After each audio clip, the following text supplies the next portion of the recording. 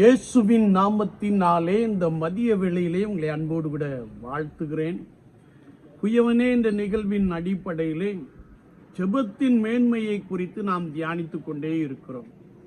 சங்கீதம் 109 நாம் வாசிக்கின்ற பொழுது தாவீது வித்தியாசமான ஒரு ஜெபத்தை ஏறெடுப்பதை நாம் நேற்று தினத்திலே தியானித்தோம். இன்றைக்கும் தொடர்ந்து சங்கீதம் 109:21 நாம் வாசிக்கின்ற போது, ஆண்டவராகிய கர்த்தாவே, நீர் உமது நாமத்தின் நிமித்தம் என்னை ரட்சியும், என்னை ஆதரியும் என்று சொல்லுகிற ஒரு வார்த்தையை நாம் வாசிக்க முடியும். என்னுடைய சத்துருக்களுக்கு முன்பதாக நான் சிறுமையும் எளிமையும் ஆனவன். என் இருதயம் என்னுடைய சத்துருக்களின் வார்த்தைகளினாலே செயல்பாடுகளினாலே குத்துண்டிருக்கிறது. சாயும் நிழலை போல அகன்று போனேன். நான் உபவாசித்ததினால் என் முழங்கால்கள் தளர்ச்சி அடைகிறது.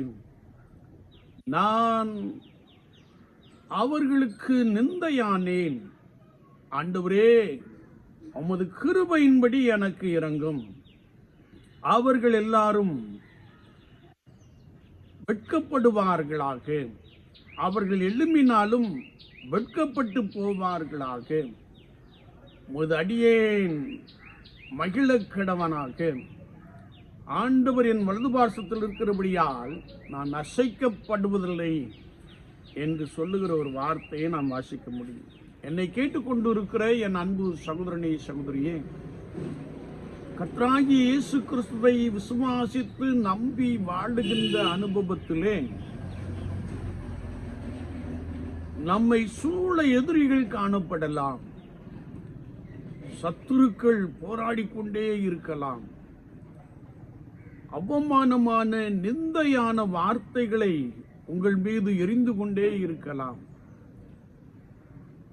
ஒருவேளை நெருக்கத்தின் மத்தியிலே, ஐயோ, நான் எதிர்பார்த்த காரியங்கள் ஒன்றும் நடக்கவில்லையே என்று சொல்லி சாயும் நிழலை போல அகன்று போன ஒரு நபராய் காணப்படலாம்.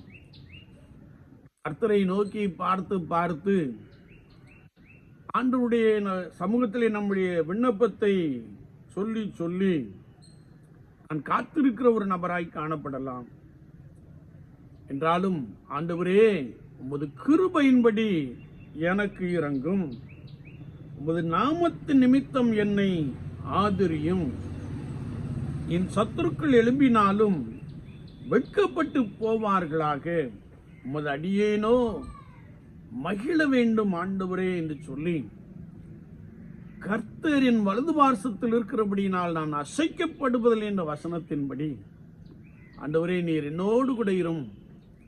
எனக்குண்டான நிந்தைகள், அவமானங்கள், வேதனைகள், சத்ருவால் வருகின்ற நெருக்கடிகளுக்கு எல்லாம் என்னை விலக்கி ரட்சித்துக் கொள்ளும் என்று சொல்லி ஆண்டவரை நோக்கி நாம் விண்ணப்பம் பண்ணுகின்ற பொழுது, கர்த்தர் நம்முடைய வலது பார்சத்தில் இருக்கிறார் என்ற நம்பிக்கையிலே சத்ருவை மேற்கொள்ளக்கூடிய வல்லமையை ஆண்டவர் நமக்கு கொடுக்கிறார். சத்துருக்கள் வெட்கப்பட்டு போகும்படியாய் செய்கிறார். நாம் அல்லது நான் கர்த்தருடைய சமூகத்திலே மகிழ்ச்சியோடு நோக்கி பார்க்கிற, மகிழ்ச்சியோடு கர்த்தரை ஆராதிக்கிற ஒரு பெரிய கிருபையை கர்த்தர் கொடுக்கிறார். எனவே உங்களுக்குண்டான நிந்தைகள், அவமானங்கள், வேதனைகள், பலவீனங்கள், இவைகளை குறித்து நீங்கள் ஒன்றும் எண்ண வேண்டாம். குறிப்பாக ரட்சிப்பின் சுவிசேஷத்தை அறிவிப்பதின் மூலமாக உங்களுக்குண்டான நெருக்கங்கள், உபத்திரவங்கள், இவைகள் எல்லாவற்றிலும் ஆண்டவர் உங்களோடு கூட இருந்து உங்களுக்கு அனுகூலமான காரியங்களை செய்ய போதுமானவராக இருக்கிறார். சத்துருக்கள் வெட்கப்பட்டு போகும்படியான செயல்பாடுகளை செய்ய போதுமானவராக இருக்கிறார். நாம் அவரை பார்த்து, ஆண்டவராகிய கர்த்தாவே, உமது நாமத்தின் நிமித்தம் என்னை ரட்சியும், எனக்கு இரங்கும் என்று கேட்போம். அவர் உங்கள் நடுவிலே ஆராய்ந்து முடியாத பெரிய காரியங்களையும் எண்ணி முடியாத அதிசயங்களையும் செய்கிறார். ஆமென். ஆமென்.